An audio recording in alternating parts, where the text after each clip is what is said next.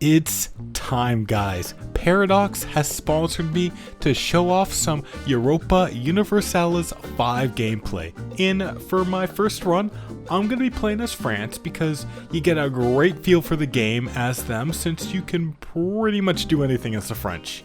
I have a lot to show y'all and also a lot to say, but it's not going to just be glazing. Even though this video is sponsored, I am allowed to include my honest critiques. This game is definitely not for everyone, so I'll do my best to let y'all know what you're getting into here. And if you feel sold on it throughout the video, just click the link down below and use my referral code GOTOCOLLEGE to support me. I get 12% of the purchase and you still get a Steam key for the same price. Before I get into the game, I also feel like I should tell you what my perspective is going into this. I did put nearly 1,500 hours into EU4. In the lead up to the EU5 release, I've been cautiously optimistic about this game. I didn't read the dev diaries, and although I've technically had access to this game since August, I only started playing in October where I did one Venice run for 30 hours to get to the 1430s.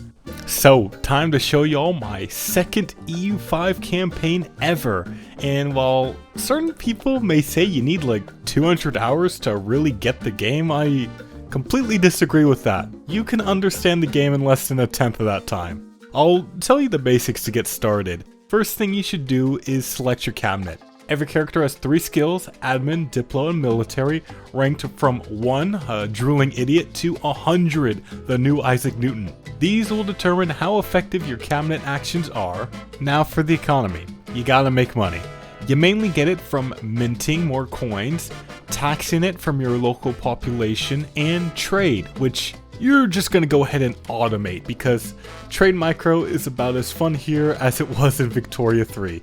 The AI does a good enough job.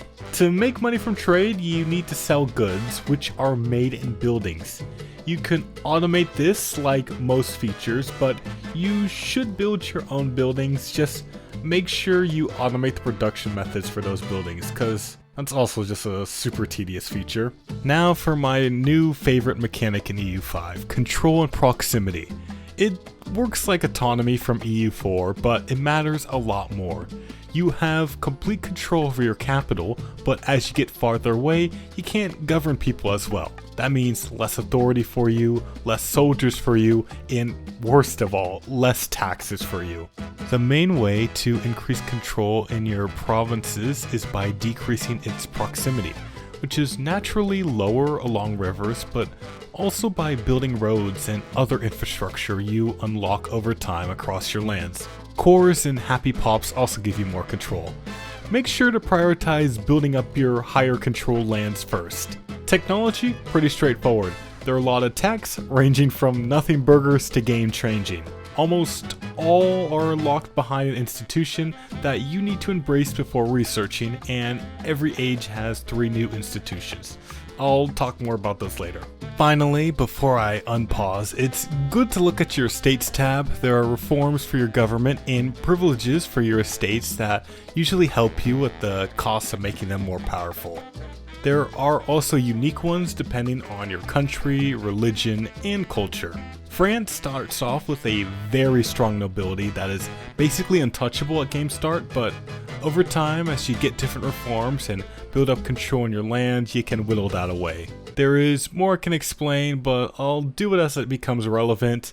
I think you guys deserve some gameplay by now. 2 months after you start the game, you get the event to trigger the 100 Years' War. The English are hiding a fugitive nobleman from us, and we're not going to stand for it. So, we're just going to take their land. This triggers the 100 Years' War situation. That means it's a big deal and there's supposed to be a lot of content related to it. I'm not wasting any time. We're kicking these English out of France, so I declare war on them. In these early days, you don't have much of a standing army, so you will mainly rely on raising levies like its Crusader kings. A great change from EU4. I never really liked how big standing armies would be there. However, I do not like how we have this feature, but no way to set a rally point, so you have to manually combine all your troops. While Aquitaine is alone, I rush it down with my vassals. The AI didn't fund its fort, so I can take Bordeaux easy. Eventually, an English army arrives, and while we should be able to handle them easily, my vassal AI makes my life very difficult by just leaving. I could still crush them by myself at least. It's a costly victory, but I can chase them down and finish off the runners. I've noticed the AI is not very good at coordinating troops. Like, I got into this battle with 5,000 English troops, and instead of reinforcing them with their army literally right next to them, they just watch them die so I can pick them off one at a time. It goes both ways too. I want to fight this last English army, but it says I'm gonna lose. And just 3 provinces away, the men I need are just staring. Plus another 21,000 in Brittany also doing nothing. Regardless of loyalty, French vassals will flip a coin on whether they listen to you or go, "Everyone keeps telling me how my story is supposed to go. Nah, I'm gonna do my own thing." The English lost a bunch of troops for this siege that I was able to take back almost instantly, and then they ran off. They unsieged a province, which finally woke up my vassals to do something about them. Finally, we could work together and crush the Anglos. After that, despite not even getting the war goal, I racked up enough war score to take all the English land in France. 100-year war? Psh, more like 100-week war. Although technically it's still going on because I haven't met all the end requirements. I need to directly own 200 locations, which I will get by annexing vassals over time. So I can just kick my feet up and chill till I can do that. I can eventually do my first parliament, which is another central mechanic of EU5. You call the parliament to do a number of things that either you or your estates want, get 50% support by doing estate agendas. The amount scales by the amount of power they have in the country. If you have a lot of support for an issue, you can do other stuff like get more taxes, levies, change a law, or get a claim on land. In 1342, we advance to the age of the Renaissance, and at the start of every age, you pick a focus, and this will give you extra text to research during that age. Soon, the institutions start spawning, and Venice, the lucky bastards, got 2 of them. Institutions will spread over time to the land around them, and when countries embrace them, they also spread through markets to the people who trade with them. In 1346, we get another crazy situation. Now that you're comfortable in your game, it's time for you to get rug pulled. The Black Death will come for you and you will lose a bunch of people. There are actions you can take to fight the plague, but when you're a big nation like France, there's really nothing you can do.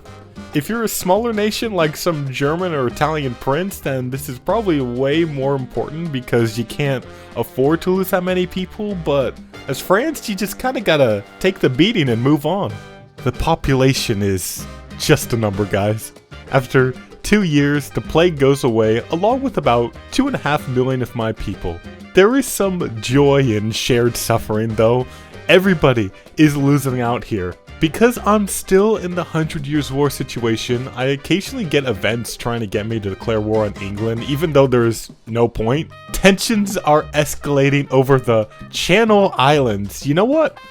I think I can live without them. Okay, it takes a while, but eventually I meet the requirements. Although the game tries to tempt me with one last war, of course I ignore it and resolve the situation, getting me some nice stability. But speaking of stability, I've had quite a few issues with that. In the 1360s, I had a bunch of crashes, and as a final punch to the face, OBS just stopped capturing the game, so I lost a whole decade. But to sum up what happened, not much. I declared war on Aragon to take Catalonia and release them as a vassal. I also embraced a standing army institution, and I don't get why these cost stability now. We embrace the concept of paying a man to be a soldier around a year, and the country's like, it's over, France has fallen. Almost forgot to mention the Western Schism situation, and to be fair, that's because there's nothing happening with it. I'm not even exaggerating, literally nothing happens with this. Pretty sure it's just broken. Anyways, because I feel like it, I'm gonna try to fight the English for dominance over Ireland. So I start a war against one of the free Irish counts. there's barely any people here, so they can't even raise an army to stop me. I wanted a bunch of land in the peace deal, and when I sent it, the anti-blobbing mechanics kicked in to stop me. So I loaded it up again to try it once more, and once again, the anti-blobbing mechanics stopped me. But if you just keep going, eventually it will give up. Since this land is so far away, obviously I gotta release a subject to take care of it. A CB to claim Navarra's throne landed on my lap, and I went for it. Taking over Navarra itself was easy, the problem was just getting Portugal out of the war. Fortunately, since I have a few very powerful vassals, I can just sit back and let them do the work for me. Soon, I can get a nice paycheck out of Portugal, and the throne of Navarra is mine. Alright, whatever. I can just run it back. The rule of threes is big in EU5. Later on, a claimant for Castile's throne gives me a tempting offer. We help him get his crown and he'll give us some land by our border. When the time comes, we join in full force on the side of the Garochamba clergy? They do get their name figured out eventually, and we just swarm the country. It's a little comical how lopsided this war is. Another claim throne CB lands on my lap for Scotland, and I do plan on following through with it after this war since it doesn't look too hard to get. Of course, we win the war for King Enrique, and obviously, I want what I was promised. But this king, who saw me bring over 85,000 men to help him win, thought it was a smart idea to snub me. Castile is definitely on the kill list now, but I have to go for Scotland first because every CV only lasts for 5 years, which I don't get at all. Certain CVs should definitely last longer than others because it is very annoying when you get a good one while you're in the middle of doing something else, and now you have to toss everything aside to prioritize that. This is a 500-year game. Why are we rushing the player? Anyways, I don't have much of a navy, but it's enough to ferry over a sizable army to Scotland quickly. I used their Irish land as a staging point for my main invasion of Scotland, and quickly ferrying over units, and the Scots moved in to crush me. This shouldn't be a problem since I have so many vassal armies nearby, but unfortunately, when it comes to working together, we don't do that here. So I get sent packing. Fortunately, I have a lot of men to spare as France, so I can grab more peasants from the mainland and bring them up north. The next time I see the Scots in battle, it goes way worse for them, and they can't replace their losses like I can. I just have to wait for the sieges on their castles, and Scotland is firmly under the French crown. Look at the army disparity between me and Castile. Why did he try to stiff me? This is honestly coup-worthy. I'm having a problem when I go to war that when all my subjects raise their armies, they become disloyal since they think they're way stronger than me now. I'm trying to annex Brittany at the time to help with that, but another thing I'd recommend you do as France is enabling scutage on all your smaller vassals. I'm trying to avoid annexing them as much as possible, especially in southern France, because if you do, then you get next to nothing out of the land. After the war, I noticed that somehow Navarra is in charge of this personal union, which I'm just not letting fly. Personal unions are very different in EU5 in that they're a lot worse. In order to get anything out of them, you need to pass a bunch of laws that centralize authority under you, and the end result is they're just a worse vassal.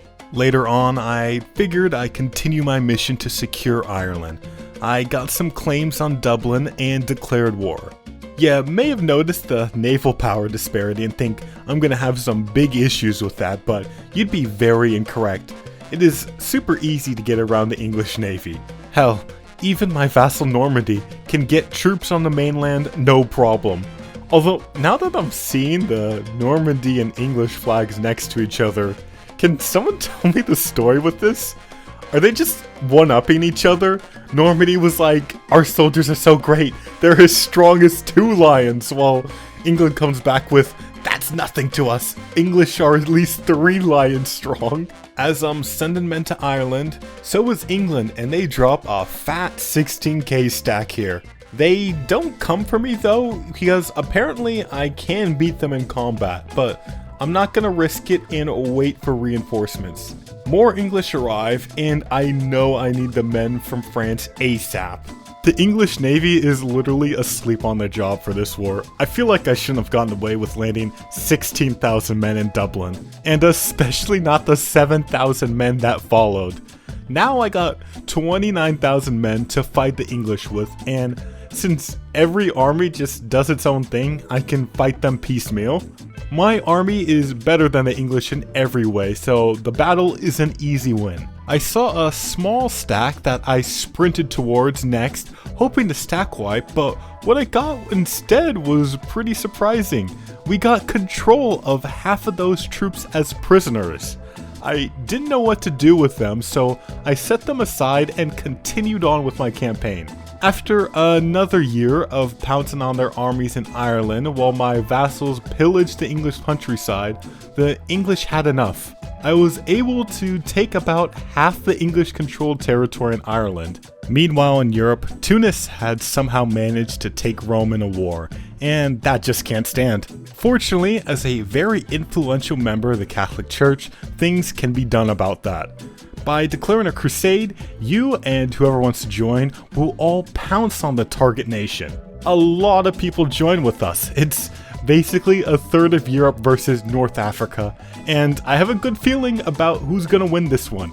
Poor Granada didn't stand a chance, but what I don't get is why Morocco, instead of protecting their countryside, decided to go all in on the Papal States. With a stat difference like this, there was only one way it could end. I chased them down, but unfortunately, stack wiping is very inconsistent in this game. You attack an army with no morale, and you're just stuck in this very dumb chase playing the Benny Hill theme in your head until the game feels like working properly.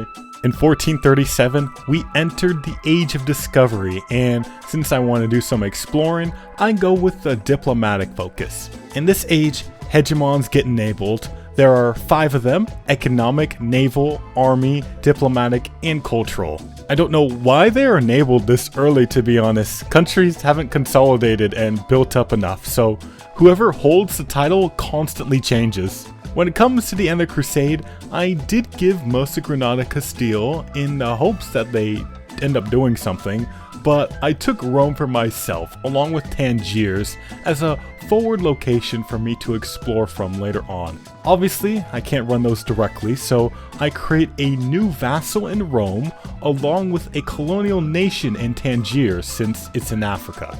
I don't know how they landed on a flag like that though. Never cook again, guys, goddamn. With the Crusade done, it was time for another Ireland war. I changed my personal union laws to force members to join, so now I'll have Scotland fighting with me. I try to help the Scottish on their front while sieging Ireland, but while I was shipping units over to Ireland, I got careless and lost all my transports to an English ambush. So while the English brought their 20,000 men to fight me, I had to keep running away from them. This really screwed me because somehow the English were able to separate piece one of my Irish vassals, retaking a lot of land I took from them in the last war. After a year, I got some transports again and could finally confront the English in Ireland. When I fought them in Dublin, we sent them running and we could soon lock down the island. After that, I just worked with my vassals, sieging down the English countryside, waiting to rack up the war score I needed for peace. We started picking up hegemon titles, and this is kind of what I mean by it being way too early for this. I have 4,000 professional soldiers. Does that really scream military hegemon to you? Anyways, we take another chunk of Ireland for us, but we've pretty much just evened out what we lost in the north. So I'm still 2 wars away from locking this island down. Alright, since it's the Age of Discovery, I think it's about time we go out and discover stuff. It's no longer done by building some ships and sending them out on missions. Instead, you just select an unknown region you want to know about, choose the location they start from, and select a character to manage it. They don't even have to be an explorer. You can literally just grab a random priest or nobleman and throw them out there. Their skills will affect how long it will take, especially the military one, but be careful who you choose because, surprise, explorers tend to die a lot. You don't see them on the map, you just track them through the geopolitics menu and get an occasional event about them.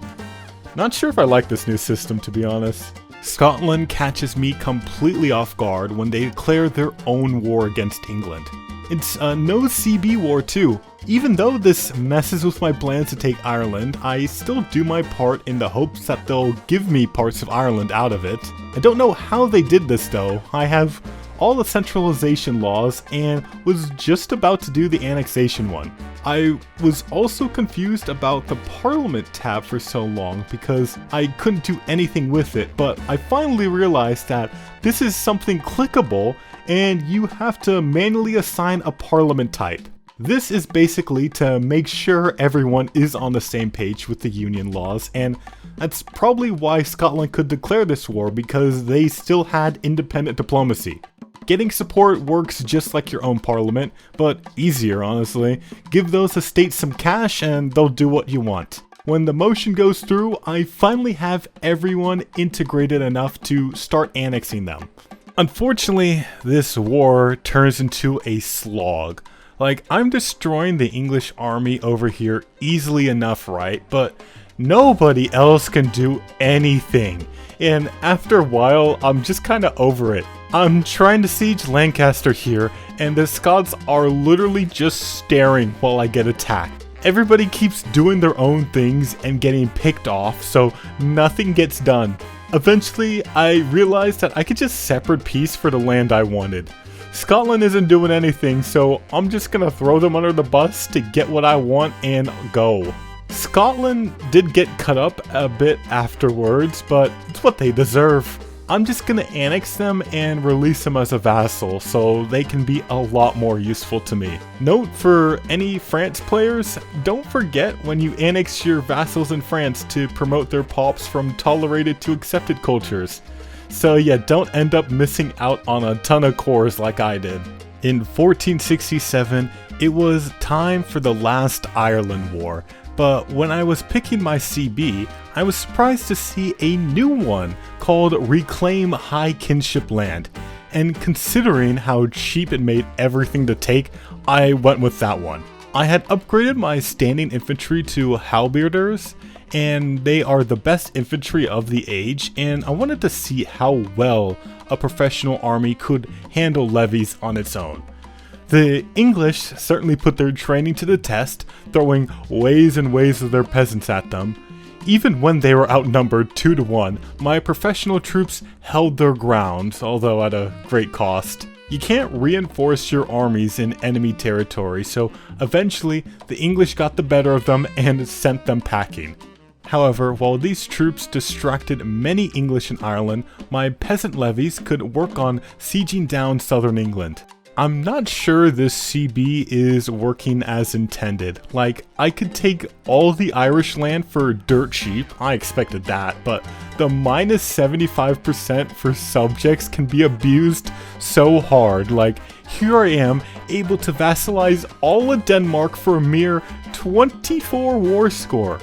Or, how about this, all of England for 87 war score. So, I can take all of England's Irish territory and then turn them into a fiefdom for 93 war score. Having England as a subject is a very nice bonus to the treasury. But what about the aggressive antagonism from taking all that land in one war? Looks fine to me. It's just all of England, no big deal to Europe. It's not even hard to keep them loyal because I made them a fiefdom subject.